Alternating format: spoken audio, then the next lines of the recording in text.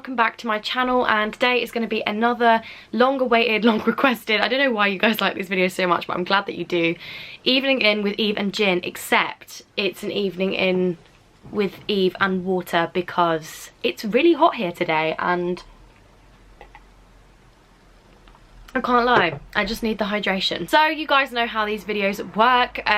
Before we get started, I just wanted to say that this video is very kindly sponsored by the Great Courses Plus, so if you want to find out more, then stay tuned. So let's start with the questions. So Lucrezia asks, would love to hear what books and films you've been loving in quarantine. So I have been, honestly, like the first, obviously during uni, like I really wasn't, you know, watching many movies and things because I just was trying to get all my work done, and then I was just like collapsing on the floor. But since uni's finished, I have read Why I'm No Longer Talking to White People About Race. I literally sat in one sitting at the beach yesterday and read this, and I found it really, really informative. I absolutely loved it. I thought it was a really, really nice introduction to, and sort of like to give you a wider understanding of race relations in the UK, and I feel like the UK education, as it says in the book, is often very US centric when it comes to things like race. So I'm really glad that I read this, and it's very easy to read in the sense that like you can really engage with the arguments. And I also read Airhead by Emily Maitlis, which my mom has now stolen off me. I was going to show you, but my mom has got it, and yeah, like that is also one of the best books I've read in a long, long time. I read that in 2 sittings, and that was basically about Emily's... Hi, the dog's just like come and sat at my feet. That was basically about Emily's experiences reporting in the US, UK, Hong Kong, everywhere, and sort of things that go wrong, things that don't quite go well, and all of the behind the scenes of like Newsnight, which I thought was so interesting. And I'm currently reading, actually I'll go and get it, I'm currently reading A People's History of the United States by Howard Zinn. I've literally just started this, so I can't really make a comment on it, but I am very much enjoying it. I feel like, honestly, now I've got a year off, I feel like I'm going to be reading a lot more. So if you guys want videos on books that I'm reading, I used to do those back in like year 12, and then I'll be happy to do those. In terms of films, I've watched a lot of documentaries more than films recently, but I did really enjoy Bombshell, which is basically about the sexual assault scandal at Fox News, and I thought that that was really well done and a very, very good movie. I also watched 13th, which is a documentary into the origins and the causes of mass incarceration in the US, and I found that really, really hard to watch, but really, really informative, and it gave me like a springboard to go and read and research more about mass incarceration, because I knew that it was happening but I didn't know why and in what form, if that makes sense. And I also watched When They See Us, which I thought was equally hard-hitting. If you're going to watch any of them, definitely watch When They See Us, because that is an absolute wake-up call, and I would really recommend that one if you want to learn more about the biases and the problems inherent within the justice system in the US. And what else have I watched? Knock Down the House, which is about Alexandria Ocasio-Cortez and a few other people who were running for Congress who were like not career politicians, and I thought that was really, really interesting. Edge of Democracy, which is about Brazilian democracy. It's a bit niche, but again, thought that was really, really good. Get Me Roger Stone, which is about Roger Stone and his sort of like political influence that he has on a lot of the political campaigns, presidential campaigns in the US. The list could go on, but those are some of the ones that I've been watching. I've been on a real documentary hype recently.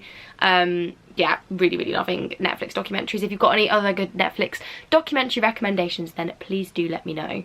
The next one is artists that define your music taste beyond Billy Joel. I think a lot of you guys think that all I listen to is Billy Joel. I really do love Billy Joel, and he's kind of like he's like my comfort artist. I listen to him when, like, I don't know, like he's sort of my go-to. I don't listen to him non-stop though. I feel like you all think that I do. I do have like a very like varied music taste. I absolutely love Elton John. I listen to Elton John a lot as well. Not very different from Billy Joel, I know, but I am about to explain. I also listen to Panic at the Disco relatively frequently. I really like Joni Mitchell. Who else do I listen to? I feel like I need to check my Spotify. I don't really tend to listen to like singular artists. I tend to just listen to whatever I put on my monthly playlists. You can follow me on Spotify. It's just my name, Eve Bennett. But let me see what I've been listening to recently. I like Keane. I do like Keane. Who else? I mean ABBA, but like I tend to listen to them more in the club. Like you know, when they come on as cheesy hits.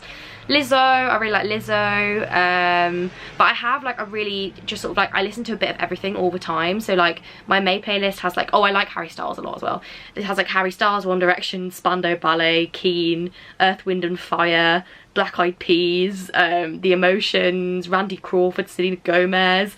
So I kind of do just listen to like a bit of everything. So I wouldn't say I have people that like define my music taste, apart from maybe Billy Joel, Elton John and Panic at Disco are people that I will listen to like regularly. The next one is from Shah, and she says, will you give up YouTube when you graduate? This is one that I get asked quite a lot, and obviously I feel like I can't really give you an answer to this. I think it would really depend on if I graduate my undergrad and go into a postgrad, like a master's, then maybe it's more likely that I would carry on doing it. If I graduated and went straight into a 9-to-5, then would I have time to do it? I'm not too sure. Then again, Eve Cornwell manages to do it, so I don't know. I think it would have to like completely depend on sort of where I am when I graduate, and if people are still watching me. People might not even be watching me when I graduate, so I think that that is one that I can't really answer definitively, but I do think about it a lot. The next one is, are you afraid of disappointing people? I'm definitely afraid of disappointing people. It's something that, like, as someone that is like fundamentally a people pleaser in like every single way, when somebody's upset with me or they think that I've done something wrong, like it really does get to me. And I think that honestly, having grown up like on the internet with an audience, like obviously it's really important if you have a platform to use it for good and to set a good example, but you do feel under like a constant pressure to just be at your best and like never do anything wrong and like never set a foot wrong. And I won't lie to you, it is actually quite frustrating to see the zeal with which some people will attack influencers for like going and doing something, like with social distancing for example. Like if they've had to go and get their stuff from their uni house, or they have been seeing people but at a distance, or they've literally just like slightly flouted the rules without really realising, then they just get like absolutely attacked. And fair play that, you know, we should be... My dog is snoring. Jess! Thank you. Fair play that, you know, we should be following the lockdown rules, obviously, but it's really frustrating when you see people that like don't have a following like literally blatantly flouting the rules and like posting it on their story that they're going to parties and stuff, and then you see like an influencer not even break the rules, just go somewhere where they need to go and have to explain themselves in like a full-on statement. And I'm not trying to say that we shouldn't hold people to account, I'm not at all, but I do find it quite difficult, because you sometimes feel like you're held to this like impossible moral standard where everything you do is just like completely under a lens, and that something that you wouldn't attack your mates for, you attack an influencer for when they are trying their best. But I'm not saying that we shouldn't hold influencers to account, obviously we should. It's just like sometimes it can be quite hateful, and that is what feeds into like influencers being so scared of disappointing people, because you just don't want to let people down, which is horrible. The next one is really deep, and it's, have you ever disliked your personality? I would say I have. Like, I think that that's something that I struggle with a lot. Like, you just like, you know, you just don't like yourself as a person, and it's really annoying because there's like a disconnect where you're like, well, I have friends and like they don't hate me, and so why do I dislike myself? But there are aspects of myself that I don't like. I don't like how I'm sort of like a dog with a bone with things, and like that can sort of get in the way of people. Like, I want something done now, and that means that like I'm never really thinking about the fact that other people might have other things to do. I would also say that I'm quite, but like, I don't know, like I'm bad with replying to messages, which I really feel guilty about. Like, I find it really hard to keep up with like Snapchat, Instagram, everything, and I can leave my friends like on delivered for like so long, and I don't mean to do it. I just don't have the mental capacity sometimes to like reply to everything all the time, and it's the same with emails. And also like I tend to be quite self-deprecating, which can sometimes bring like a negative vibe to conversations and things. Like, I don't even realise that I'm doing it, but I am just quite a self-deprecating person, which leads to sort of like somebody will say something and then it looks like I'm turning it back on myself because oh really? Really? I need to get out of this house, because every time I've tried to film a video in the last week, something like that has happened. But yeah, I am quite a self-deprecating person, which, yeah, I don't realise I'm doing, but I really don't like that either. I'm gonna sit and wait for a minute and see if that goes, because and now there are sirens. It's just like, is this worse than the storm? Is this better than the storm? Who knows? YouTubers that are able to film in peace, how do you do it? Because I've got so many background noises right now. May as well just be filming it out in the open. Right, well, we're gonna have to go and shut the window, so if I start sweating profusely, you know why. The next one is, what pushed you to start your magazine? And honestly, in a weird way, I feel like this sounds really cheesy, and I feel like you're gonna hear this a lot from people like over the next few months, but if it wasn't for coronavirus, I don't know if I would have, because I found myself with not necessarily more free time, but just like in the evenings, because I wasn't going out, and I wasn't like, I'm not like, usually I'm really busy in the sense that I'm walking around a lot and just dashing from place to place, and so I'm just never really thinking about anything other than sort of the day ahead. But obviously, because I wasn't moving as much, and I suppose I was just sort of alone with my own thoughts a bit more, I was like writing this article about Latin America, and I was enjoying it so much, and I was thinking like, there are so few places where students can write like political articles, because you can pitch to like the Guardian or the Independent or whatever, but it tends to have to be an opinion piece or something that's like related to you a lot of the time, because they have political correspondence. So if you want to write about like a political issue, they have people that they pay to do that already. And so I just was like, I feel like there's a big gap in sort of the student journalism scene, where there's like a publication for like everybody, regardless of whether you go to uni or not, because a lot of magazines are limited to a uni or students, like not just young people. And B, like there's nowhere like where there's like a universal platform to write about just politics. And so I ran it, I tweeted about it, and I was like, if anyone's interested, let me know. And it got like 240 replies, and so I messaged some people, and like I didn't really know most of the team. I know a few of them because like I do have friends who are in student journalism, but we just sort of made a chat, and we realized that this is something that people would be really keen to do. And actually, like, it's the amount of pictures that we got is insane, so I'm really glad that I did start it. It was definitely difficult because I had to like set up a website and do all of the like mechanics and stuff behind it, but now it's launched. I'm really happy with it, and I'm glad that I did it. So the next one is a bit sensitive, so I just want to say that if you struggle with eating or weight or anything like that, then I'll put a timestamp on the screen so you can skip to the time when I stop talking about this. But the question is, how do you deal with gaining weight after suffering from eating problems? And I definitely suffered with my relationship with food when I was younger, and body weight. It was very toxic, and I was very, very slim. I think at one point, bearing in mind I have like naturally really big hips, I was a size 6 to 8, and that is not a bad thing in any way, can I just say.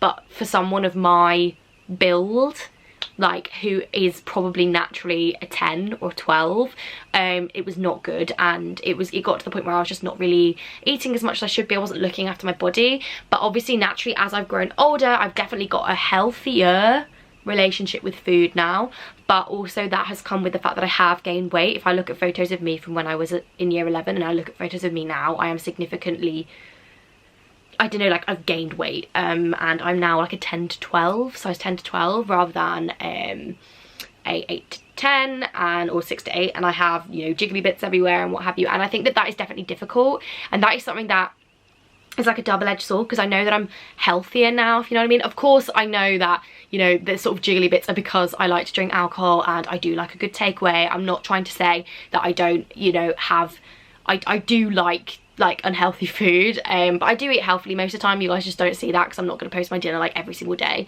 but I do struggle with it a lot, and it's really hard to see how slim you were. But then you also have to remember that like your body grows and changes as you grow, and if you still had the body that you had when you were like 12 at the age of 20, like that's not a natural part of growing up and of life. And so I do struggle with it, and I sometimes think, man, like what I would give to sort of look like that again. But I know that that's a really healthy unhealthy attitude, and it's something that you have to remind yourself, like, that you are like just naturally changing and growing. And yeah, okay, I have days where I feel a little bit meh, especially because a lot of my friends are just so gorgeous, but I just try and remind myself that it's just part of naturally changing, and to just look after your body, and that's all you can really do.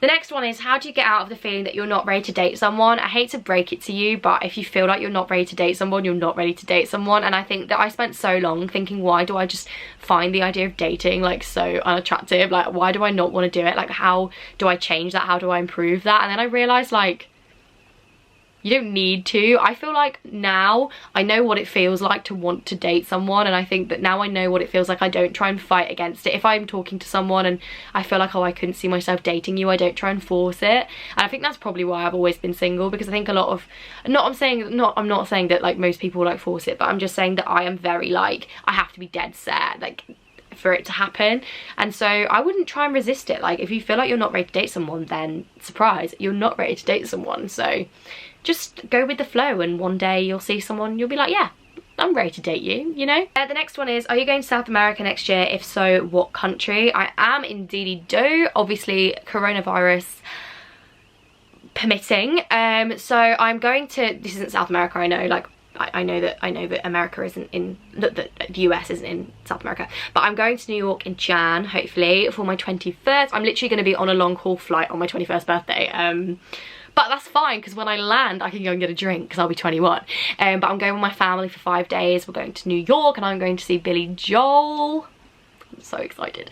Which is what I've always wanted to do. He does a monthly concert at Madison Square Garden. Obviously, we know it could be postponed, but we have got a holiday where we can postpone it if we need to. Like, it's completely, like, movable. So I'm hopefully at home / in New York in Jan, but then I hope to go to Latin America pretty much ASAP Rocky after that. I haven't decided how I'm going to do it. I know that I'm going to, well, I'm hopefully going to Argentina to study a semester at the Universidad Católica de Argentina, I think. The Catholic University of Argentina. It's a private uni, but the fees are really low compared to UK and US. And I'm going to study journalism hopefully for a semester there. But oh, now the car alarm goes off. Now I'm planning on like traveling a bit around Latin America, maybe January, Feb. I haven't decided. Basically, this is obviously just all coronavirus permitting, you know. But I'm very excited to go and live in Latin America for a longer period of time, because I lived in Peru for a month last year and I loved, just as I loved living in Berlin, and I'm so excited to move to Berlin, even though I don't really know anyone there, but we're just gonna, we move. Next one is, what are you doing since you finished second year? As you can probably tell, I've honestly just been doing a lot of reading and educating myself, which is so ironic because obviously I've just spent an entire term educating myself, but now I've got a year off uni. Like, I have so many things that I want to learn more about, and that is why I'm just on an absolute like reading hype of like non-fiction educational books. Right now I'm really interested in US history. I'm really trying to learn more about the US, and which is why I am reading A People's History of the United States, and I just feel like I want to learn more. And obviously I've also been like doing more fun things as well, like watching Netflix. I've been watching Designated Survivor, which is so good. I would really recommend Designated Survivor.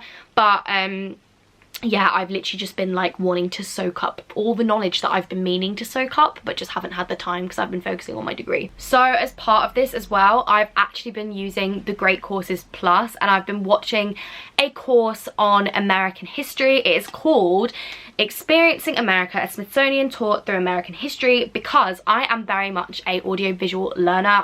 Obviously growing up on YouTube, I definitely know that I retain information best through like lectures and talks and things where somebody's talking at me, and I can also see things on the screen.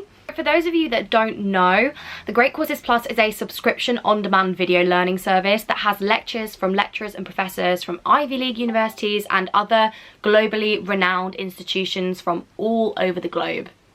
If you subscribe, you get access to a huge library of over 11,000 different video lectures on everything that you could possibly think would interest you, whether that be science, art, history, maths, photography, you name it. So basically they are just lectures that you can watch. I'll show you guys on the screen so you can get a better idea, but it basically just means that you can absorb information and learn about topics that you might not necessarily cover in whatever course or A-levels or GCSEs or degree you're doing. So the Great Courses Plus have actually hooked me up with a free trial for you guys. So if you go to thegreatcoursesplus.com/Eve, you can sign up for a free trial and experience everything that the Great Courses Plus has to offer.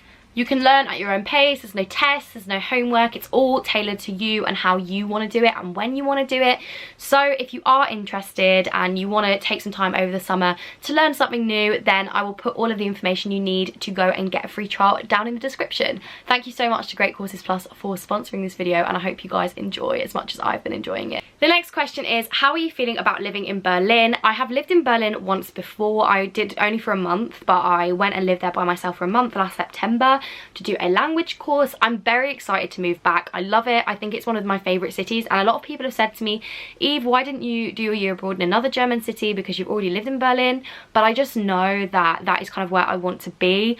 I am aware that it is very much an English speaking city as well, so I'm going to have to make an extra effort to not just slip into talking to English people and speaking English, but I am going to make that effort. And I also think that Berlin is a really good base for me to be able to travel and visit other parts of Germany. Of course, I want to go and visit other parts of Germany as well while I'm there, but I am there till Christmas, so I will have time to do that. But I just love I love how there's like lots of different districts. It's really well connected. It's got good food. The community vibes are really, really good. Like, I love just sitting on the side of the river with like a beer in my hand and just vibing, and it's just very central. It has really good culture. It's got really good opera and classical music concerts, which I very much appreciate as somebody that really enjoys going to classical music concerts by myself. And there's just so much to do and see, and obviously because of Corona that will be limited to an extent, but I am also nonetheless very excited to go. The next one is, have you or anyone you know ever been guilty of checking a guy's Snapchat score? So I did not know that this was a thing until like last year. I never even clocked that you would check someone's Snapchat score. So somebody was talking to me and they were like, oh, I checked this guy's Snapchat score and it had gone up. I was like, what do you mean? And they were like, oh, it means that, like, you know, they've been on Snapchat and they've been like talking to somebody else, but they've not replied to your message. And I don't do it very often. I'm serious, like, I genuinely, I'm not gonna lie, Snapchat is probably my least used social media. Like, I really don't use it that much, but I have in the past when someone's just left me undelivered for a long time. I think when things are getting a bit ropey with someone and you're not really sure where you stand with someone, I think that's when it tends to happen. I have checked. We all have periods where we get a little bit more like, I'm not gonna say crazy because I don't mean it like that. I just mean like, you know, when it's all going a bit pear-shaped with a guy and then you start to get like paranoid about things and whatever. Like, that is exactly when I've done it before, and a lot of my friends have done it too. I feel like it's a universal phenomenon, you know. The next one is, how to know if a boy likes you or he's just using you. This is the worst, I think. I think that there are a lot of boys out there that will just sort of talk to you for something to do rather than because they actually see it going anywhere, and they know that from the beginning, and then you're at the end thinking, wow, I have been taken for a #fool. I would say red flags include that, like, they just want to talk to you, and they kind of, maybe if they do want to meet up with you, it's only for sort of like, you know, rather than just meeting up to spend time with you. Obviously now during quarantine, if they're like pushing you to break quarantine for that reason, then clearly that is a red flag. I would also say if they sort of only message you when they're sort of like bored and they don't like go out of their way to do things nice for you, and if it's kind of like it seems like it's something that they do as a filler of time rather than something that they make a conscious effort to do over anything else. I'm not saying they should have to like lay down their life for you. I'm just saying that, like, they're going to want to see you a lot, they're going to want to spend time with you, they're going to want to reply quickly to you.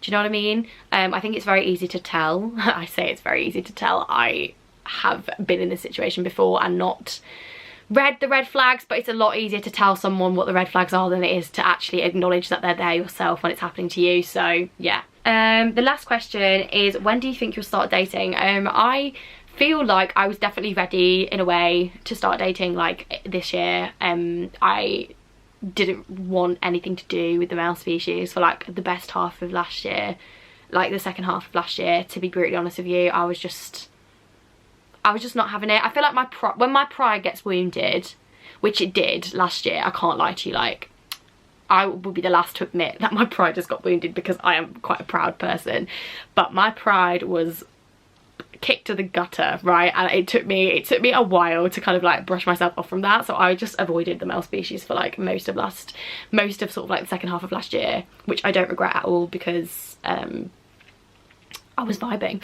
And then obviously like this year I feel like a few opportunities have presented themselves, but then obviously Corona has kind of meant that they all fizzled out, and so now I'm going on my year abroad, so there's absolutely zero point in me looking around in the UK, if that makes sense, because I'm literally not going to be in the UK for another year really. So I guess we'll just see what happens in Berlin, but again, there's no pressure for me. That's not why I'm going on my year abroad. I am just kind of going to vibe and enjoy myself and become fluent in the language. So yeah, I don't really know when I'll start dating, because I suppose that will happen whenever. I remember last year I made a video where I was like absolutely adamant that I was never going to tell you anything about my love life, and I remember so vividly that video because I probably spent about 6 minutes in that video being like, oh my god, I'm just not talking about it. And that was because I was just, again, wounded pride, major wounded pride. I'm not saying that I'm ever going to be like very public with it. I don't think I will be, and I stand by that, but I will obviously, you know, like I do talk about sort of experiences rather than my specific relationship status at this point. So past Eve was very hurt at the time, and so she was just very angry, I think, and was like, I don't ever want to talk about it ever again. I'm not saying that I've completely gone back on that position, but I've definitely a bit more relaxed about it now. So yeah, I think that is every single question that I had to answer for today, and I love doing these videos so much. I find them really relaxing, and I just feel like I'm talking to you guys like as a mate, and it's just really, really nice. So if you guys do want more of these videos, absolutely do let me know. But now university is done, I have some plans for some videos that I really want to do, and obviously as I move to Germany, that will be a really exciting set of like videos too. So hopefully, I know that you guys are always like, Eve, you're always sitting down on your videos, but first off, I feel like that is very much my style of my channel. That is kind of what I've always been known for, and B, like, that is kind, I mean, I'm in lockdown, do you know what I mean? And I'm not really a channel that does like 24-hour challenges and things, so like they are going to be chatty videos. But anyway, I don't need to defend myself, it's my channel, I can do what I like. But I hope you enjoyed this video. Thank you so much to the Great Courses Plus for sponsoring this video. Do not forget to go and check in the description about the free trial, because honestly you can learn a lot from the Great Courses Plus, and I'll see you very soon with a new video. Bye guys. Mwah.